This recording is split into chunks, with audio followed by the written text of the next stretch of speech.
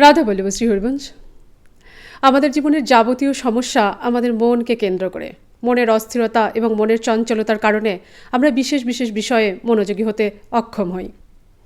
আজ থেকে 5000 বছর আগে যখন শ্রীকৃষ্ণ অর্জুনকে যোগের উপদেশ করছেন, তখন অর্জুন বলছেন যে হে কৃষ্ণ, মন অত্যন্ত চঞ্চল, তাকে বশীভূত করা অত্যন্ত কঠিন। তো অর্জুনের অবস্থা, আজ থেকে 5000 বছর আগে অর্জুনের অবস্থা যদি এরকম হয়, তাহলে আমাদের অবস্থা তো আরও শোচনীয়।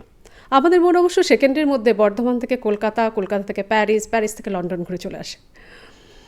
তো ভগবান শ্রীকৃষ্ণকে অর্জুন 6ষ্ঠ অধ্যায়ের 34 নম্বর শ্লোকে বলছেন, চঞ্চলম হি মনঃ কৃষ্ণ প্রমথি বলবৎ দৃঢ়ম তস্য অহম নিগ্রহম মন্যে বায়ো ইব সুদুষ্করম।